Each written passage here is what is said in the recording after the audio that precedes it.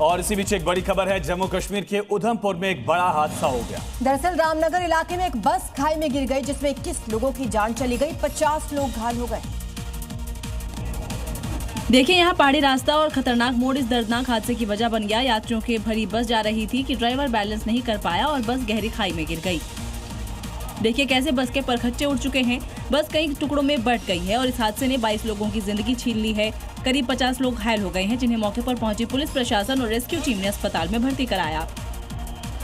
Crane की मदद से बस के बिखरे हुए टुकड़ों को हटाया गया। इस हादसे पर केंद्रीय मंत्री जितेंद्र सिंह ने भी दुख जताया है और हर संभव मदद का आश्वासन दिया है। यूपी के प्रयागराज में एक थार वाले ने सरेआम ट्रैफिक नियमों की धज्जियां उड़ाई। पुलिस चौकी के सामने ही थार से खतरनाक स्टंट किया, लेकिन कुछ ही घंटों में पुलिस की कार्रवाई ने थार की स्टंटबाजी वाली सारी गुंडई थार चालक की उतार दी। देखिए, एक के बाद एक ब्लैक थार को 5 बार गोल गोल घुमाकर बीच चौराहे पर खतरनाक स्टंट किया जा रहा है। तेज रफ्तार में 5 राउंड तक थार को ठीक पुलिस चौकी के सामने घुमाया गया। कार की चपेट में आने से पुलिसकर्मी भी बाल बाल बचे, लेकिन स्टंटबाज को कुछ ही घंटों में इसका इनाम भी मिल गया, वो भी पुलिस के हाथों।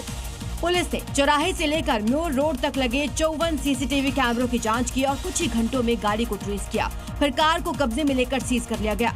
चौराहे पर यह स्टंटबाजी चल रही थी, तब आसपास मौजूद लोग सहम गए थे। वीडियो में साफ दिख रहा है, सिर्फ थार का खतरनाक खेल चल रहा है, बाकी सड़क खाली पड़ी है। छत्तीसगढ़ के बिलासपुर में एक दारोगा की दादागिरी सामने आई। वर्दी का रौब दिखाते हुए दारोगा एक शख्स पर दनादन थप्पड़ों की बरसात कर देता है और बताया ये जा रहा है कि पीड़ित अपने केस की जानकारी लेने के लिए पहुंचा था। जैसे ही शख्स ने दारोगा दिनेश तिवारी से अपने केस की जानकारी मांगी तो दारोगा का पारा 7वें आसमान पर पहुंच गया। गुस्साए दारोगा ने उस पर थप्पड़ों की बरसात कर दी। देखिए कैसे दारोगा दनादन थप्पड़ जड़ता नजर आ रहा है। चंद सेकंड में ही दारोगा ने करीब 20 थप्पड़ उस शख्स को रसीद कर दिए। वहां मौजूद दूसरे अफसर भी किसी तरह उस शख्स को दारोगा के तांडव से बचाने पहुंचे। वहीं पीड़ित ने दारोगा पर जांच रिपोर्ट कोर्ट में पेश करने की एवज में रिश्वत मांगने के आरोप लगाए हैं। एसएसपी ने मामले को गंभीरता से लेते हुए दारोगा दिनेश तिवारी को सस्पेंड कर जांच के आदेश दिए हैं। वहीं पीड़ित की शिकायत पर मामला भी दर्ज कर लिया गया है।